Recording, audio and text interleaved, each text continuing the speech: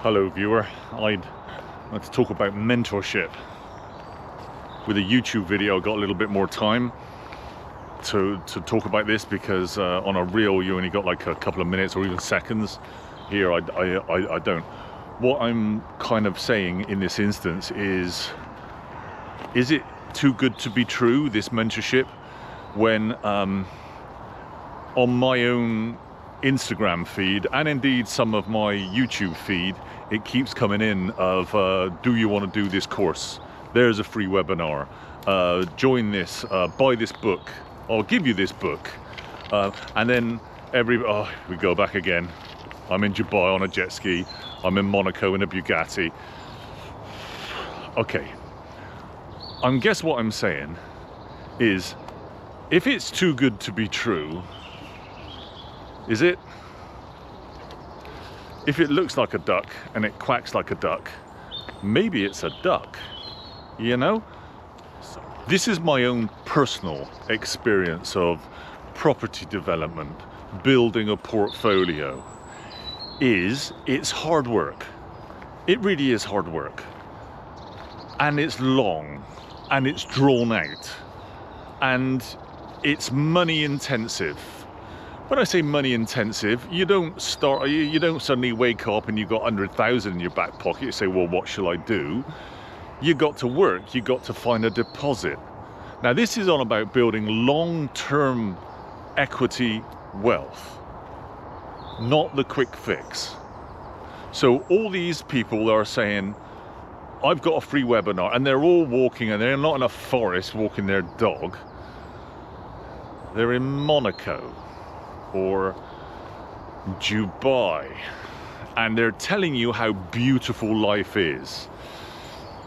Well, I don't know, but if we stop a second and we just look at the figures. Now, one organization, no names, no pack drill, they're charging, because I looked at it, £1,000 a month for an online course. Well, that's just brilliant. Hell, you can sit at my dining table for that. You pay me £1,000, you can sit at my own dining table. I'll provide coffee, biscuits, you name it. But that's £1,000 a month for a 12-month course, £12,000 a year. Now, all you need is 100 people that is, I don't want to say the word gullible, but 100 people that are motivated enough to drop £1,000 a month on a Skype chat, or just watching some bloke or woman in a little mic dancing around a studio, or maybe a garage, I don't know. And okay, 100 of them, that's £100,000 a month, yeah? 1.2 million a year. Well, this place, there's like 70 million people in the UK. Well, imagine if you had not 100 people, but 1,000 people. Jesus, now you're looking at 10, 12, 15 million. Right, now you're looking at something way more professional now. Because if you've got a turnover of, say, £1 million a month, you can start employing people to answer the phones. You can start employing camera operators, sound guys, production facilities. You can get an editor to put this together. You can get a director to start doing it. Here, look, I'll show you my camera crew. There's my camera crew. When you got people on Instagram saying, I'm worth 50 million, and last year I gained and now I'm worth 100 million. Well, if you're worth 100 million, what are you doing on Instagram?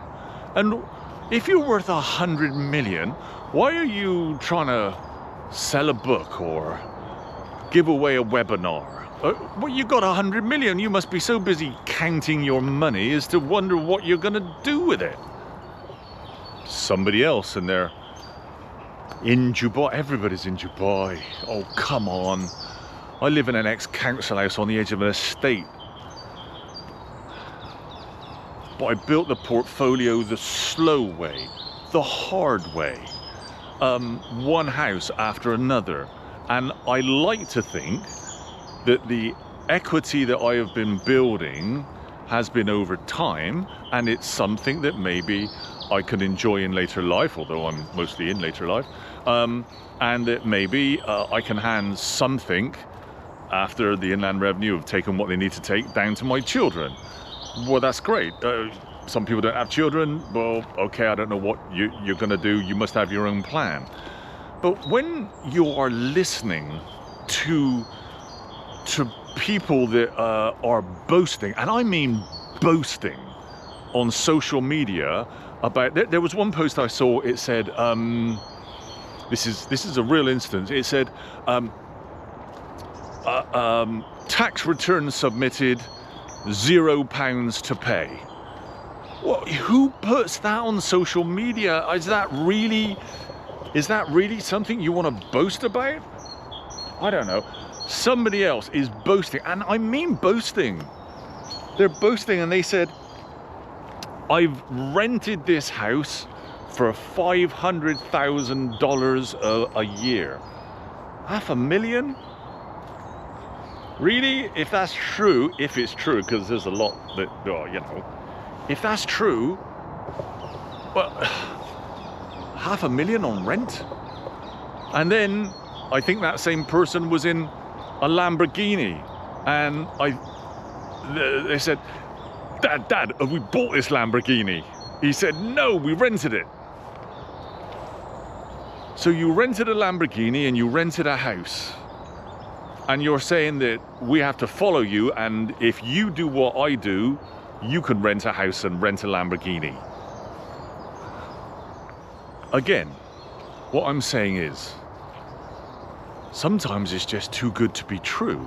Now, everybody wants to talk about Airbnb rent to rent. And then there's another one, and guess where? I'll give you a guess. Yes, he's in Dubai. He's a kid, 12 years old. No, he's not 12, but I won't give you the age, because then it might show up who it is. So he looks about 12. So that 12-year-old now is saying, I organise Airbnb. You think you got to go and change the sheets and clean it. You don't. You just got to organise it. And I'm making £1 billion a year from organising Airbnb. I don't know. Airbnb can work. There is a market for it, and there clearly is a market for it. Rent to rent, there is a market for it. There really is. But do you think it's that easy? Do you think say I'm a landlord, which I am, and you come to me and say, listen, we'll use some nice easy figures. I want to rent your flat for £1,000 a month, and I'm going to then rent it out to Airbnb. And so, and then they advertise to you, no risk, no money down, no, there is risk. Because the risk is me. It's my risk.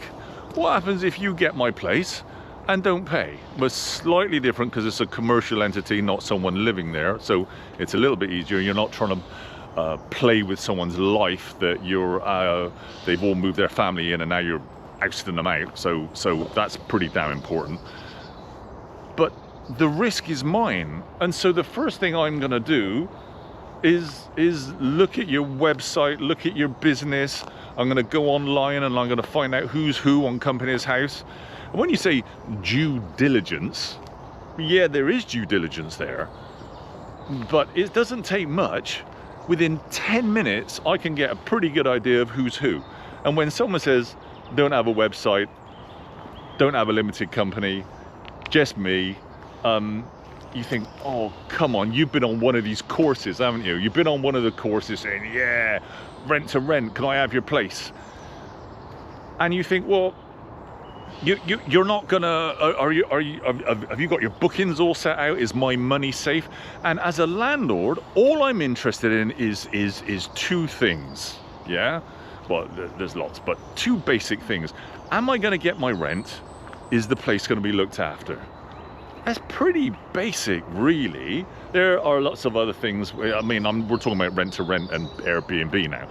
if you've got a tenant, it's making sure that you comply to all regulations and making sure that they got a nice place to live, because if they got a nice place to live, it's dry, it's warm, it's safe, then life is sweet and everybody carries on.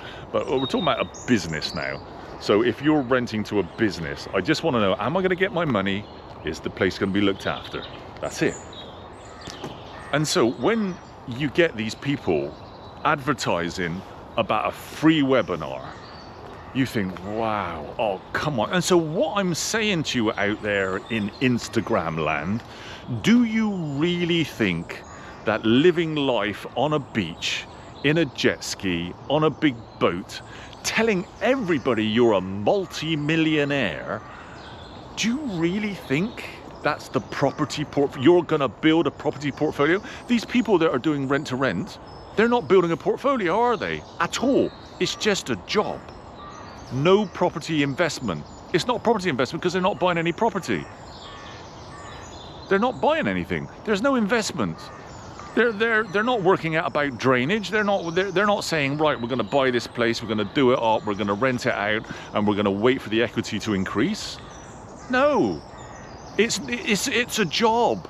It's not property investment. And so what I'm saying is, if you're going to go into property investment, go into it. Don't.